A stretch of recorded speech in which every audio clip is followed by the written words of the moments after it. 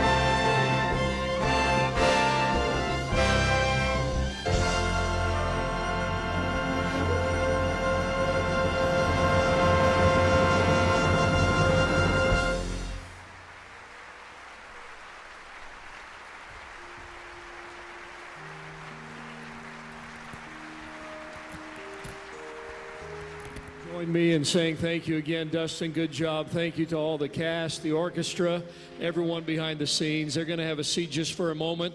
They are honored with your applause, but tonight they will be most honored by your attention just for about 8 more minutes, and then you will be gone tonight. I want to ask you a favor. In your program, you will notice there was a registration device, and I don't know if you've done much with it, but would you please take that out? And just go ahead and tear that off tonight. We want to ask you to hand that in this evening. You'll see there's a place for you to fill out your name and address. Tell us who you were invited by.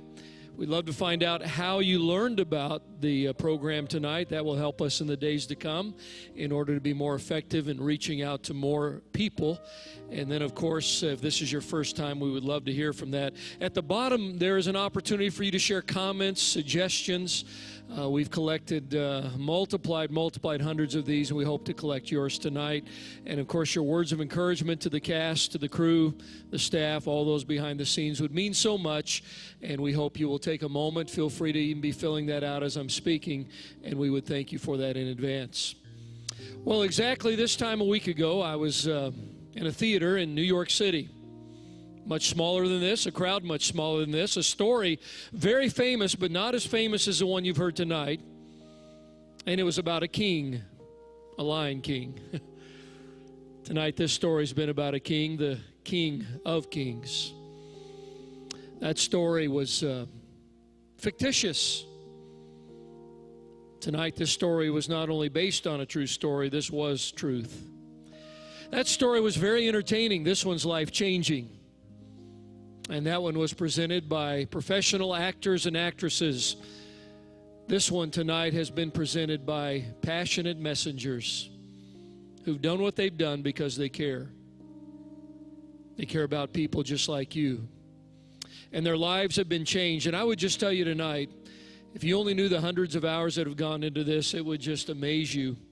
And I don't know how any pastor could be more honored than to be called the pastor of people just like this behind me. They are fabulous people.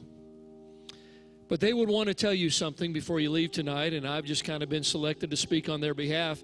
In fact, all of them, every one of them could stand up here and tell you this story. And they could tell it in a way that would indicate that their whole life has been transformed by it. It's really a threefold story, and it'll just take 2 or 3 minutes to tell you about it. The first part is the reality of what we've seen tonight, and that is man's problem.